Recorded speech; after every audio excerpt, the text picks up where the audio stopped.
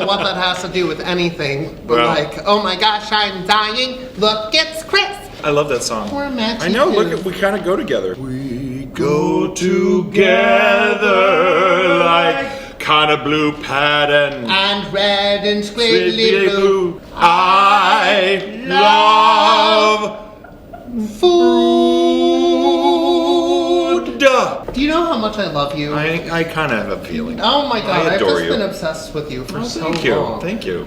You've been in what, 11 Broadway shows? Well, kind of 13. Okay, who is doing the fact checking? There's one that I'm throwing napkins. There's one that we literally signed our Broadway contract, but we never made it in. It was I want to talk about that. Yeah, it was called Paper Moon. We were at Paper Mill Playhouse, and about a week before we were going to go to get out of Paper Mill and then move everything to the Marriott Marquis Theater, Roger Belinda, our producer at the time, had everyone in the theater come and had a company meeting, which he said, I just want to talk about Broadway, and he didn't give any clue, but he made sure that we all signed our Broadway contracts.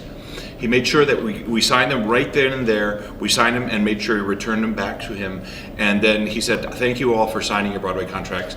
I just have to say, I just wanted to make sure that you all got 2 weeks' pay because we're not going on to Broadway. And you know, a Broadway producer doesn't have to do that. No, but Roger Belinda was very classy, and he let that. So at the time, it was $30 a week. Yeah. So that was a lot of money back then. Well, Sardi's opened 90 years ago. I know. And so Paper Moon. You were opening the same year. Great. Incidentally, one Mr. Brooks Ashmanskas was in that production with me as well. And it was at Paper Mill. It was at Paper Mill Playhouse out in Millburn, New Jersey. Did you know that it was going to Broadway when you guys were doing it? Yes. Or was that the plan? Yes, that was the plan all along.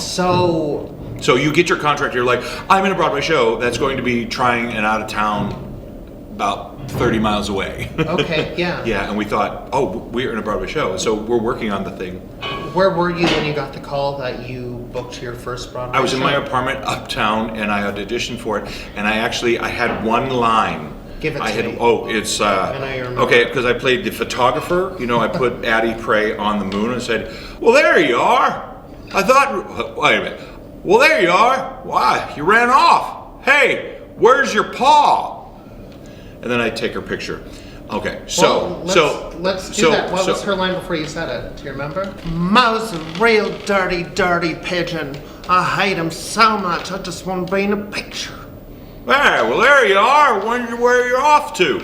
Where's your paw? Dead. That's not a good improv, though. No, but that was okay. I felt good about the audition. I felt good. And I went home, and then the phone rang, and I picked it up, and I was like, hey, how would you like to be in Paper Moon? But I was like, I'm crying. Immediately, because in my little young brain, I'm thinking, I might get a Tony nomination. Welcome to the 1912 Tony Awards performance, Paper Moon! And the Tony goes to Christopher Sieber for photographer. His Broadway debut, don't say it just yet. I'm gonna let you guys at home have a guess. Okay, here's your clue. Issue in question, a rapid heart rate, Susan Egan, oh my. There's F. Murray Abraham, oh my gosh, and Betty Buckley. Did you guess? Kevin Chamberlain, Roger Bart, Nancy Opal, oh my heart. Issue in question, no question, it's Triumph of Love! Triumph of Love! Da-da-da-dun. Da-da-da-da-da. 7 people in that cast, imagine. 7. And that ended up being your Broadway debut. It was my Broadway debut. You went from going, what was your paw? To Issue in Question. Yeah, to Issue in Question, yeah. It was crazy. And that cast, Betty Buckley, F. Murray Abraham, Susan Egan, Nancy Opal, Kevin Chamberlain, Roger Bart, me as this kid who didn't know any better. We would come out the stage door and Roger Bart looks like Roger Bart in the part, and Kevin Chamberlain looks like Kevin Chamberlain, and I come out because I had this blonde wig and this thing, and I would come out because I was like, oh yeah, I was in the show too. People were like, hey, can I have your autograph? They'd go to Roger or Kevin Chamberlain, and then they'd look at me, and then they were like, anybody else coming out the door? And then they were like, hey, that's probably a techie. Right. Here, exactly. No autograph, please. And then I had a woman on waiting outside, and she was waiting for her bus to bring it was a bus tour, and she said, you were in the show, right? I was like, yes, you were looking very fat in that costume. I'm going to give you what happened to me at Finding Neverland. Act like you're about to sign my playbill. Can I sign that? Not you! Hey, who were you in the show? No. Anyway. No. Well, as they're holding the playbill, what else have you done? It's like, just open it up. We're using these a lot. These are great props. Phantom? We love Phantom. Oh, look at that. Oh, that wasn't you. Linda, get a picture. Connie, look. It's that guy from that TV show. Speaking of. Oh my God. Transition.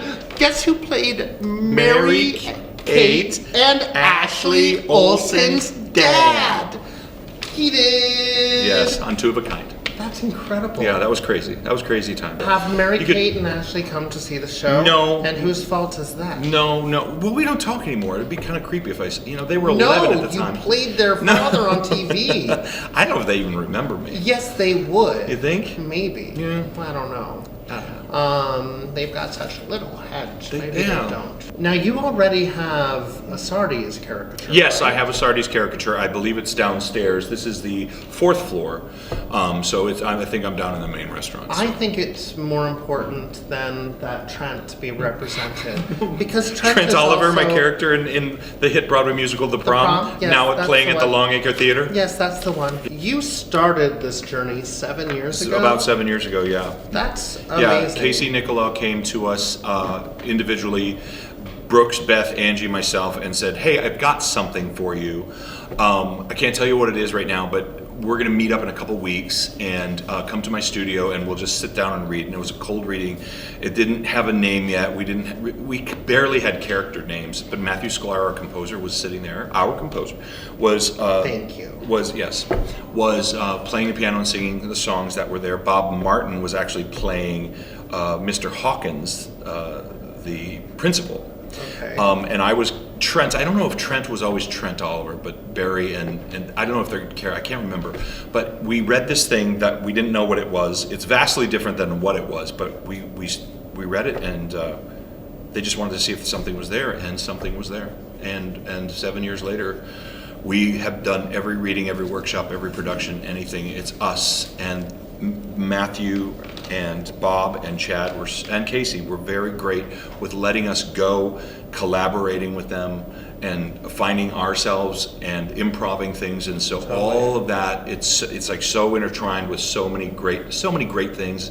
So what we have now is so us. It is so us, and you included. Well, it was like watching Chris turn into Trent Oliver!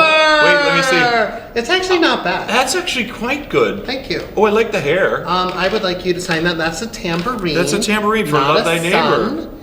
And that is the sheet music that you write for the acceptance song. For the acceptance song. And I'm on a box. You're on a box like you are in Love Thy Neighbor. Okay, hold on. Here we go. Actually, that's not bad. I'm pretty proud of it. That's actually very good. Okay, now, because Sardi's has a wall full of dead people, I'm gonna put a wall full this of is living Trent. people. Where am I? All right, sorry, Sleece Rivera or whatever. I mean, it's uncanny. Really, when you look at it, it's You have to pose though. love them all. It's uncanny.